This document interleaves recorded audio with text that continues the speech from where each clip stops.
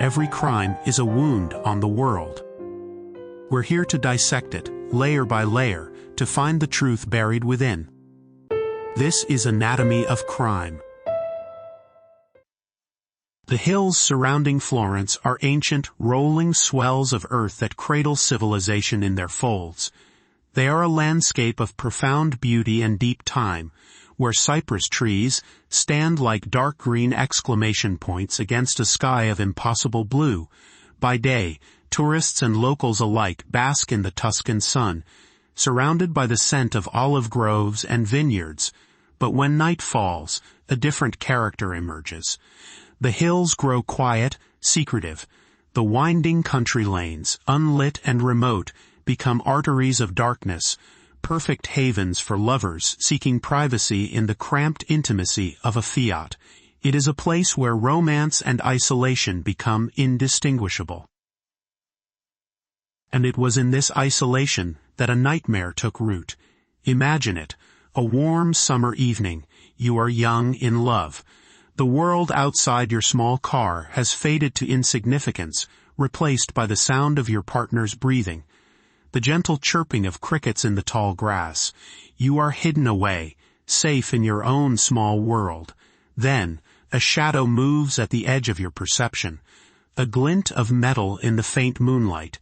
Before a scream can form in your throat, the night is shattered by the deafening crack of a gunshot. Then another, and another. The peace of the Tuscan night is violated by an eruption of brutal, methodical violence. Silence returns, deeper and more profound than before, broken only by the sound of footsteps receding into the darkness. This scene, or one terrifyingly similar, played out 8 separate times over the course of 17 years.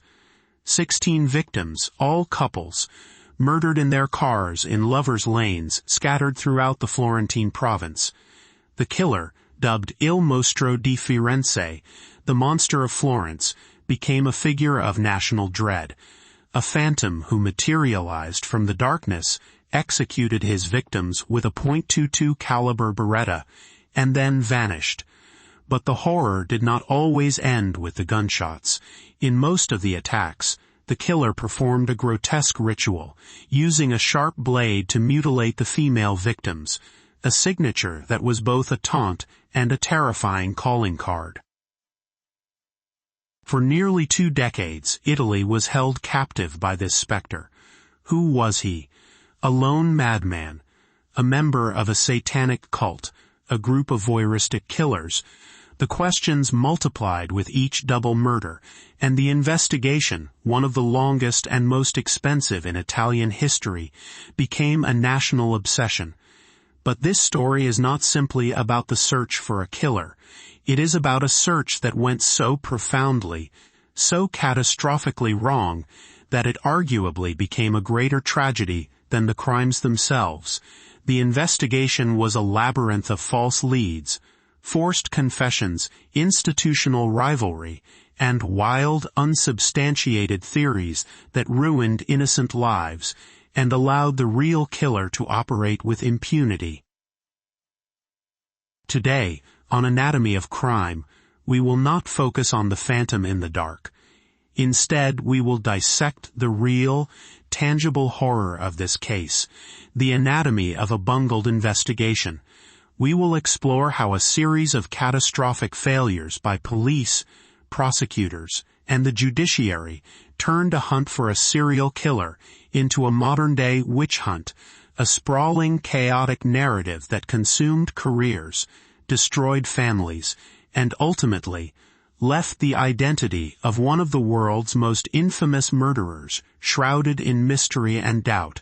This is the story of how the very system designed to find a monster ended up creating several of its own.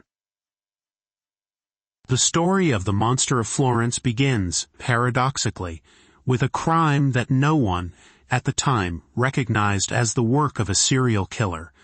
The date was August 21, 1968. The place was a remote lane near the town of Signa, west of Florence. In a white Alfa Romeo Giulietta, police discovered the bodies of Barbara Locci, a 32-year-old housewife, and her lover, 29-year-old Antonio Lo Bianco. They had been shot multiple times. Barbara's young son, Natalino, just 6 years old, was asleep in the back seat, physically unharmed, but now a witness to the slaughter of his mother. The case seemed open and shut, a classic crime of passion. Barbara Locci was known to be unfaithful to her husband, a 37-year-old Sardinian laborer named Stefano Mili. Mili quickly became the prime suspect. When interrogated, he confessed. He told police he had found his wife with her lover and, in a fit of jealous rage, had shot them both with a .22 caliber Beretta pistol he owned. The investigation seemed simple. Mili was arrested, tried, and convicted of the double murder. He was sentenced to 14 years in prison. The file was closed. The community of Signa moved on, and the brutal crime on a dark country road was filed away as a tragic, but solved, domestic dispute. The murder weapon, the Beretta, was never found. Mili claimed he had thrown it into a nearby river, but extensive searches turned up nothing. Still, with a confession in hand, its absence was considered a minor, untroubling detail. For 6 years, the case of Barbara Locci and Antonio Lo Bianco remained just that, a solved murder. But on the night of September 14, 1974, just outside the town of Borgo San Lorenzo, a discovery was made that would retroactively rewrite the events of 1968 and plunge the province of Florence into a new era of fear. 2 teenagers, 18-year-old Pasquale Gentlecore and 19-year-old Stefania Pettini, were found murdered in their Fiat 127, parked in another secluded lover's lane.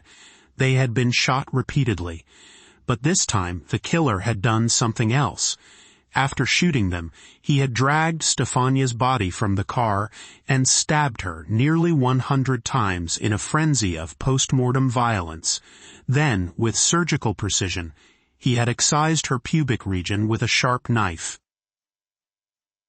The brutality was shocking, but it was the ballistics report that sent a chill through the Italian law enforcement community. The bullets recovered from the 1974 crime scene were fired from the exact same .22 caliber Beretta used to kill Barbara Locci and Antonio Lo Bianco 6 years earlier.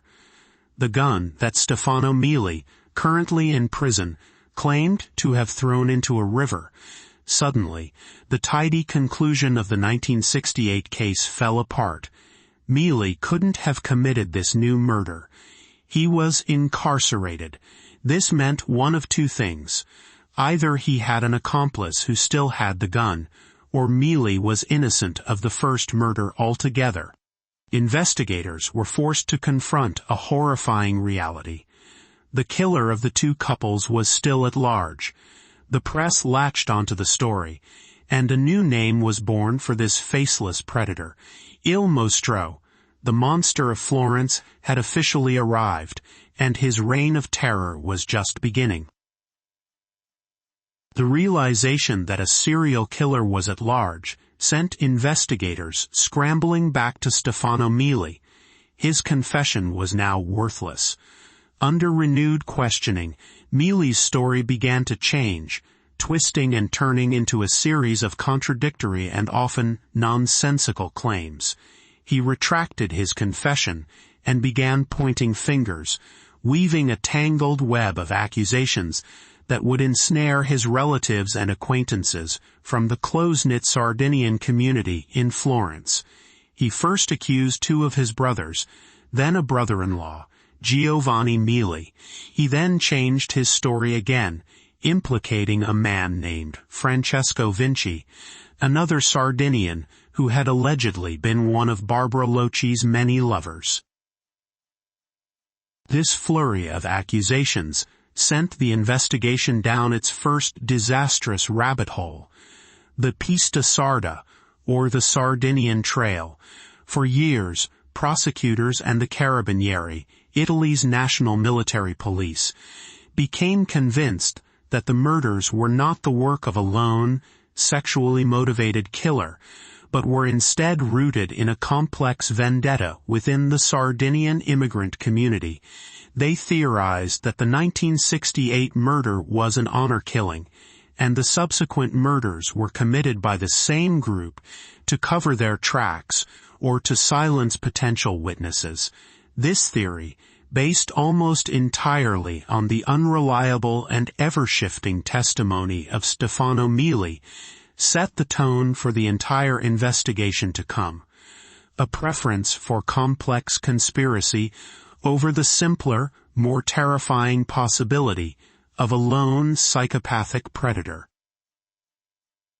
While investigators chased Sardinian ghosts, the monster lay dormant. For 7 years after the 1974 murders, the Tuscan hills were quiet. The public's fear began to subside. Perhaps the killer was dead or in prison for another crime.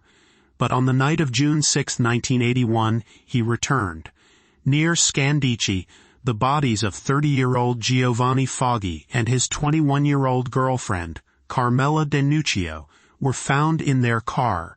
They had been shot with the same Beretta, and once again, the female victim, Carmela, had been brutally mutilated in the same signature fashion. The monster was back, and the panic that gripped Florence was more intense than ever before. The killer was now operating on an accelerated timeline. Just 4 months later, in October 1981, he struck again. Stefano Baldi and Susanna Cambi, both in their early 20s, were murdered near Calanzano. The MO was identical, shot in their car, with Susanna's body subjected to the same horrific excision.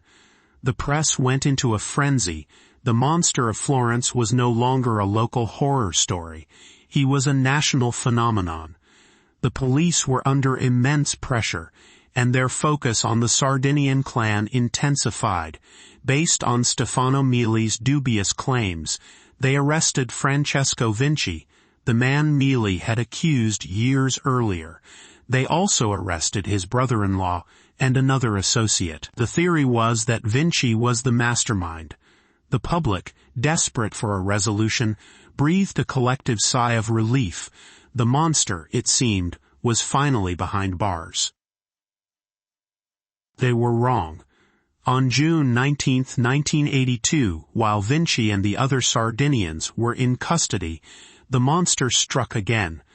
Paolo Mainardi and Antonella Migliorini were attacked in their car near Montespertoli. This attack deviated slightly from the pattern. Paolo was not killed instantly.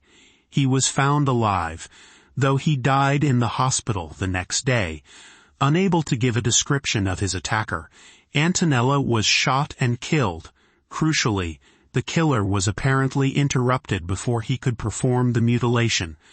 But the ballistics were unmistakable. It was the monster's gun.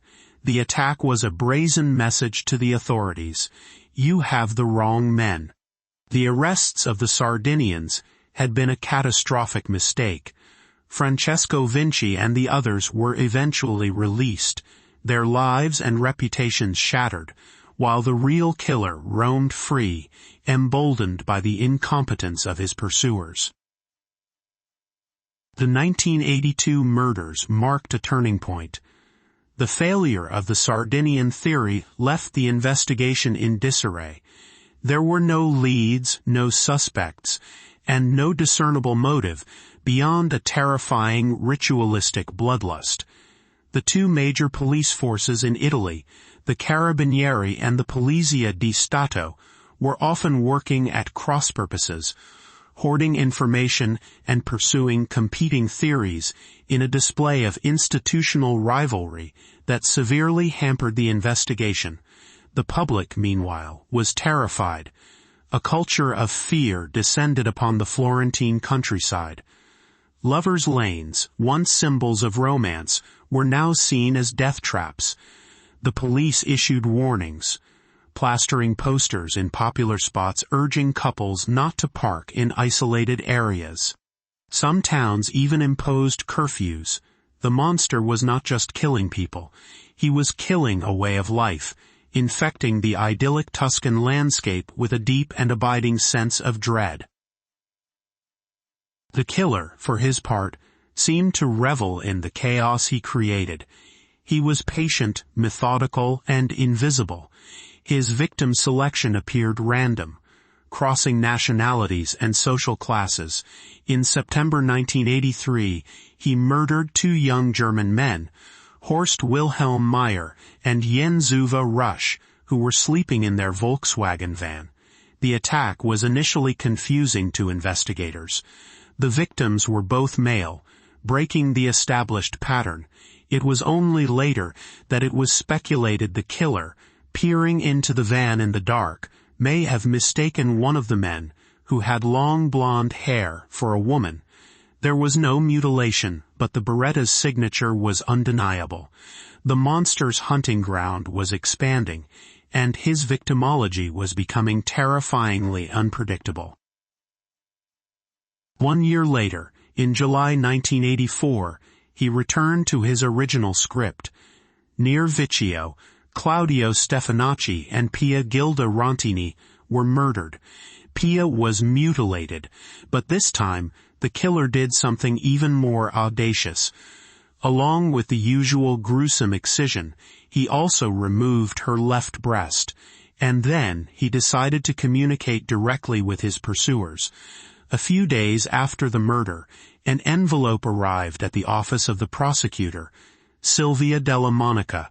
Inside was a small piece of Pia Rontini's breast. The message was clear, a direct and macabre taunt to the authorities, who seemed utterly powerless to stop him.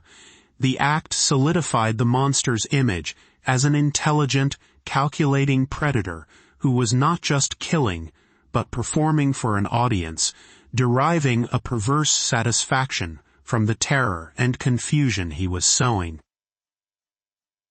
The final act in this bloody saga came on a September night in 1985. A young French couple, Jean-Michel Krevitchvili and Nadine Moriat, had pitched a tent in a wooded area near San Casciano. They were not in a car, but their isolation made them vulnerable all the same. The killer found them. He shot and killed them both, then viciously mutilated Nadine's body. This was the 8th and final confirmed double murder. 16 victims, 17 years. And the police were no closer to knowing his identity than they were in 1974.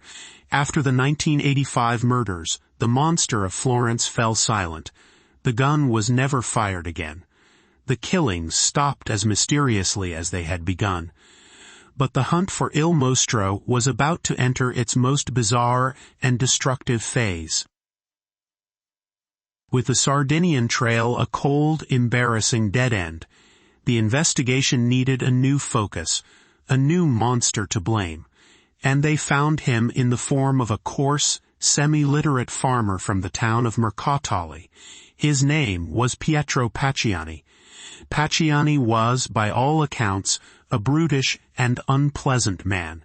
He had a history of violence that was both documented and disturbing. In 1951, as a young man, he had caught his fiancée in a tryst with another man.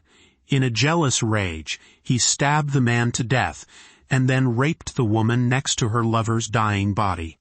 He served 13 years for the crime. After his release, he married and had children.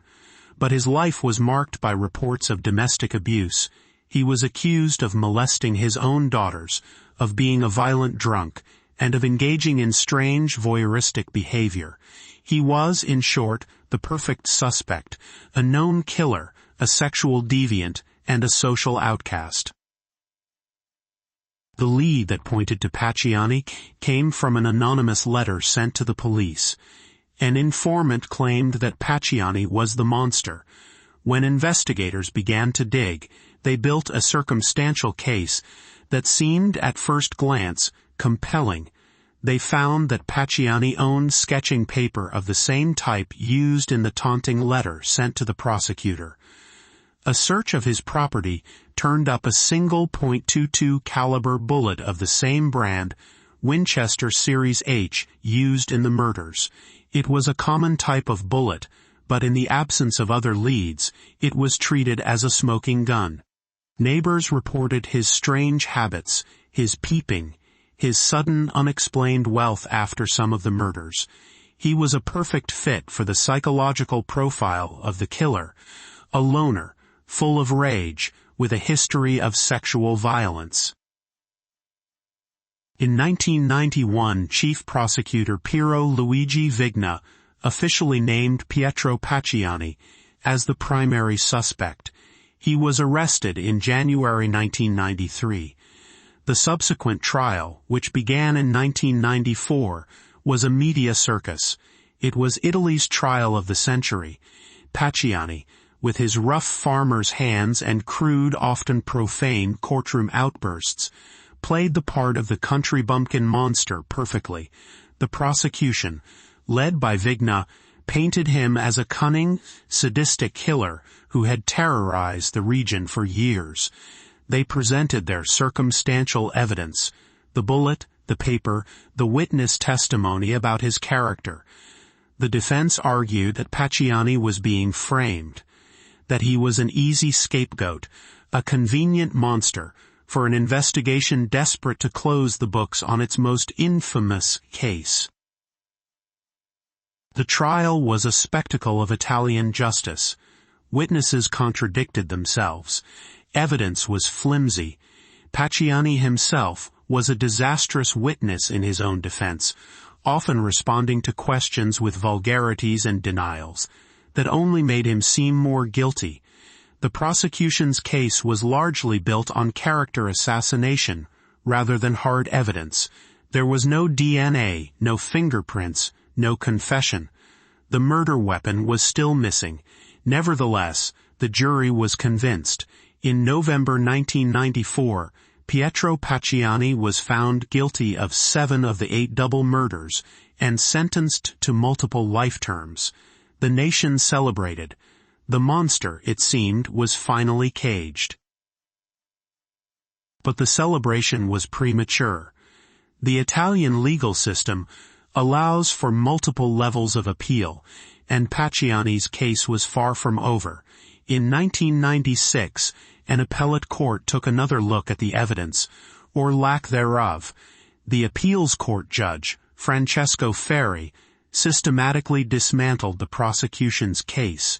He pointed out the unreliability of the witnesses, the weakness of the forensic links, and the very real possibility that evidence, like the single bullet, could have been planted.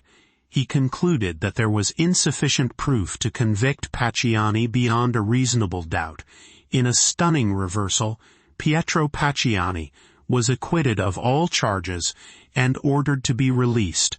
The farmer, who had been vilified as the incarnation of evil, walked out of prison a free man.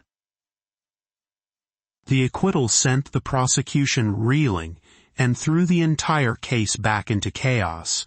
How could they have gotten it so wrong again? The answer, for the prosecutors, was not that Pacciani was innocent, but that he could not have acted alone. This is where the investigation descended from a flawed police procedural into the realm of the truly bizarre. Unwilling to abandon Pacciani as their central figure, the prosecutors developed a new theory. Pacciani was still the killer, they argued, but he had help. He was part of a gang, a group of local voyeurs and deviants who committed the murders together. This theory gave birth to the infamous compagni di merende, which translates roughly to the snack time companions. The key to this new theory was the testimony of a new witness, a small-time criminal and known alcoholic named Giancarlo Lotti. Lotti came forward after Pacciani's acquittal and claimed he had witnessed the 1985 murder of the French couple. His story was lurid and specific. He claimed he had seen Pietro Pacciani and another man, a postman named Mario Vanni, commit the murders. He described the events in graphic detail. Lottie's confession was exactly what the prosecution needed. It not only put Pacciani back at the scene of a crime, but it also provided them with accomplices. Vanni, a friend of Pacciani's, was quickly arrested, along with a third man, Giovanni Faggi, whom Lottie also implicated. The snack time companions theory was born. The prosecution now argued that Pacciani, Vanni, Lottie and Faggi were a sordid little group who would get together for crude dinners, or merende, and then go out on voyeuristic expeditions that sometimes escalated into murder. Lottie was the star witness, the insider who broke the code of silence. Based on his testimony, the case against Pacciani was reopened by Italy's highest court, which overturned his acquittal. Mario Vanni and Giancarlo Lotti were put on trial and convicted, sentenced to life in prison and 26 years, respectively. Pacciani was ordered to face a new trial. But before that could happen, in February 1998, Pietro Pacciani was found dead in his home, face down on the floor, his trousers pulled down around his ankles. The official cause of death was a heart attack induced by a cocktail of drugs. But the strange circumstances fueled conspiracy theories for years to come. Pacciani, the man at the center of the storm, died legally innocent, but forever branded as the Monster of Florence. With Pacciani dead, the case should have found some measure of closure. But the snack time companions theory, while officially accepted by the courts, was riddled with problems. Giancarlo Lotti, the key witness, was notoriously unreliable. His story changed multiple times. His descriptions of the crime scenes were often wildly inaccurate, matching details from newspaper reports rather than the actual evidence. For example, he described the 1985 murders in detail, but claimed they happened on a different night than the actual date of the crime. Many seasoned investigators and journalists came to believe that Lotti was either a pathological liar or had been heavily coached by the authorities, fed details of the case to make his testimony more credible. The idea that a gang of bumbling, often drunk, middle-aged men could carry out a series of meticulously planned murders over 17 years without leaving a shred of forensic evidence or ever being caught seemed far-fetched to many observers. The monster of the crime scenes was a creature of stealth and precision. The snack time companions were, by all accounts, pathetic and incompetent figures. The theory simply didn't fit the facts of the crimes, yet it became the official court-sanctioned truth. It was a solution, however flawed, to an intolerable mystery. But the story doesn't end there. In the early 2000s, the investigation took yet another turn, veering into the realm of pure conspiracy theory. Some prosecutors, most notably Giuliano Mignini, who would later become infamous for his handling of the Amanda Knox case, were not satisfied with the snack time companions' explanation. They began to promote a third-level theory. They argued that Pacciani and his friends were merely the hired hands, the brutish killers who carried out the murders on behalf of a secret, powerful, and wealthy satanic cult. This new theory posited that a group of prominent citizens, doctors, lawyers, pharmacists, in the Florence area were part of a cabal that commissioned the murders to procure human body parts for use in black magic rituals. The mutilations, they argued, were not the work of a lone sexual sadist, but a harvest of occult trophies. This theory, which seems more at home in a sensationalist novel than a real-life criminal investigation, was pursued with surprising vigor. A well-respected pharmacist from San Casciano, Francesco Calamandre, was investigated for years as a potential mastermind. Police dug up old graves searching for evidence of rituals and interrogated dozens of people about their knowledge of local satanic practices. The satanic cult theory represented the absolute nadir of the investigation. It was a complete departure from evidence-based detective work, relying instead on speculation, innuendo, and the coerced testimony of unreliable witnesses. It was a moral panic masquerading as a criminal inquiry. Eventually, the third-level investigation collapsed under the weight of its own absurdity. No credible evidence of a satanic cult was ever produced.